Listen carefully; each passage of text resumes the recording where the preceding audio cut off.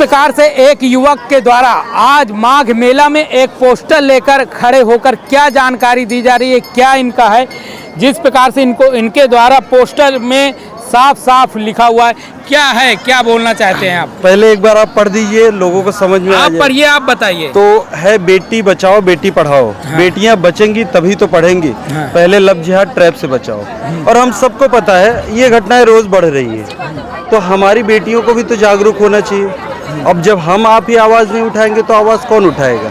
और ये एक ऐसी जगह है जहाँ से हम करोड़ों लोगों तक ये अपनी बात पहुँचा सकते हैं। क्योंकि जो भी बेटी मर रही है, क्यों मरे, किसी ट्रैप की वजह से क्यों मरे, तो इन सब चीज़ों पे हम लोगों को आवाज़ उठाना पड़ेगा। और आज नहीं उठाएंगे तो कभी नहीं समझ में आएगा। आज उत्तर प्रदेश में तकरीबन 2022 के बाद से 826 केसेस आए हैं। 826 केसेस में ना जाने कितनी लड़कियां मर गई, सिर्फ इस वजह से क्योंकि उन्होंने मजहब कन्वर्ट करने से मना कर दिया। तो भाई क्यों हो? हम हिंदू हमेशा कटने के लिए बने हैं क्या? कभी कश्मीर में तो कभी बंगाल में, मुर्शिदाबाद में। तो अब हम लोगों को आवाज़ उठाना पड़ेगा। और उनके लिए तो मदरसे बने हैं जहाँ पे अपने लोगों को भाई सतर्क करते हैं हर चीज़ों से। हम हिंदुओं के लिए कोई ऐसी एक जगह बता सकते हैं जहाँ पे हम किसी मंच पे खड़े होकर अपने लोगों को बता सके कि इस ट्रैप से बचो? है कोई जगह? आप पत्रकार हैं, आप बता सकते कोई जगह है? तो ये वही जगह है जहाँ से हम अपने हिंदू बहन बेटियों को सजग कर सकते हैं कि आप इनके ट्रैप में मत फंसिए, नहीं तो आपकी ज़िंदगी बहुत ख़राब होने वाली है। तो इस पोस्टर के माध्यम से मैं इतना ही बोलना चाहूँगा। तो आपने जैसे अभी मदरसे का नाम लिया, तो मदरसे में क्या सिखाया जाता है, उनको क्या बताया जाता है? मदरसे में देखिए क्या सिखाया जाता है क्या नहीं, लेकिन मैं एक ही लाइन बोलता हूँ कि मदरसे से निकल के दिल्ली जैसा कांड हो जाता है, मदरसे से निकल के कभी कश्मीर जैसे कांड हो जाता है, कभी पहलगाम में लोगों के कपड़े उतारे जाते हैं। तो अब सोचिए, एक मतलब वो भी नमाज़ पढ़ता है, दूसरा भी नमाज़ पढ़ता है, लेकिन आए दिन हमारे हिंदुस्तान में कुछ न कुछ हो रहा है ना। देखिए, चाहे लोगों को ये लगता है कि हमारे घर पे कोई दिक्कत नहीं हो रही है, ये हम लोग सोचते हैं ना कि हमारे घर पे दिक्कत नहीं तो हम क्यों आवाज़ उठाए, लेकिन आवाज़ उठाना पड़ेगा। क्योंकि आग कहीं भी लगेगी, उसकी आंच तो आपके घर तक भी पहुंचेगी ना, आज नहीं तो कल पहुंचेगी। तो लोग तो आस्था की डुबकी लगाने को लेकर आ रहे हैं, 3 जनवरी है, काफ़ी लोग लगा रहे हैं। आप आस्था के जगह में आप ये संदेश दे रहे हैं। ये संदेश आस्था की जगह ये संदेश दे सकते हैं। अच्छा ये बताइए, ट्रैप किसके साथ हो रहा है? ईसाई के साथ हो रहा है या किसी और दूसरी कम्युनिटी के साथ हो रहा है? नहीं ना, ये किसके साथ ट्रैप हो रहा है आप बताइए। आप पत्रकार है, पहले आप भी बता दीजिए। हाँ, हो रहा है। नहीं तो नहीं, ये माइक उधर लेके आप बताइए। हाँ, अगर हो रहा है तो आवाज कहाँ से उठाएंगे? आप उठाएंगे तो हम उठाएंगे तो कौन सी जगह रहेगी? उठाने के लिए जगह कौन सी सही है?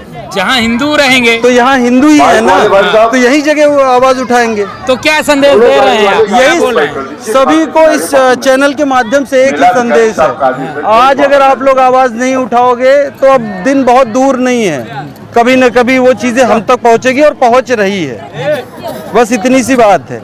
और जैसे आप पत्रकार हैं तो आपका भी एक फर्ज है कि गलत चीज़ों पे आवाज़ उठाओ। जब भी लोग आवाज़ उठाते हैं तो उनको लोग बोलते हैं गोदी मीडिया। अब अभी कुछ लोग इसी में से बोलेंगे कि मैं मोदी भक्त हूँ तो मैं बिका हुआ हूँ। ऐसी बात नहीं है यार। पूरे हिंदुस्तान में कहीं एक बेटी भी अगर मरती है ना, उस चीज़ का हम सबका जवाब है, हम सबको सोचना पड़ेगा। और ये आए दिन घटनाएं हो रही है।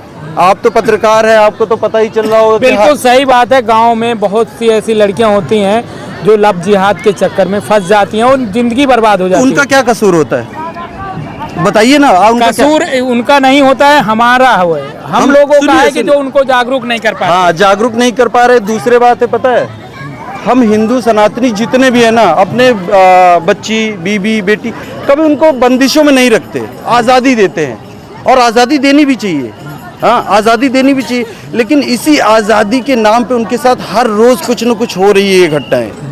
और आप समझिए, उसको बेटी को पता ही नहीं होता आप कौन है, मुझे नहीं पता। आप कलावा पहन के टीका लगा के मिलेंगे तो मैं क्या समझूंगा आप कौन है, क्या समझूंगा बताइए? हिंदू समझेंगे। जब हिंदू समझूंगा तो आवाज़ तो उठाना पड़ेगा कि ना इस ट्रैप से बचिए। और वो हर चीज़ तक पहुंचाएंगे। और आप लोग सच बता रहे हो, मुखर होकर आवाज़ उठाइए, नहीं तो देश बहुत दूर नहीं है प्रॉब्लम होने से। बहुत जल्दी बहुत सारी प्रॉब्लम्स आने पड़ेगी। आप देख ही रहे हैं बंगाल का हाल। आज तो योगी जी महाराज हमारे हैं यूपी में, इस वजह से हाल थोड़ी अच्छे हो गए हैं, लेकिन अभी बहुत चीज़ बाकी है। बिल्कुल सही बात है।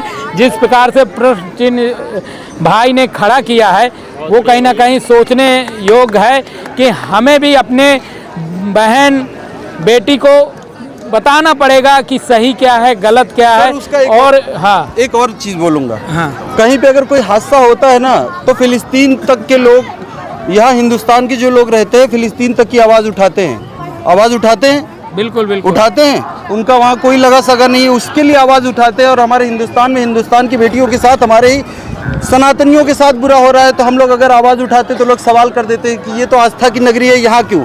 ये हमारे आस्थावान ही आ रहे हैं, इसी वजह से मैं ये आवाज़ यहाँ उठा रहा हूँ। बिल्कुल सही है। वैसे तो जगह वही होना चाहिए जहाँ से काफ़ी संदेश जाए, और जगह भी सही है कि यहाँ से काफ़ी लोगों को संदेश जाएगा, मगर देखना है कि इसमें कितने लोग विचार करते हैं और कितने लोग अपनी बहू बिटिया और लोगों को जागरूक करके इस लव जिहाद को लेकर उनकी क्या मानसिकता है और वो कैसे बचा पाते हैं, ये सोचने वाली बात है।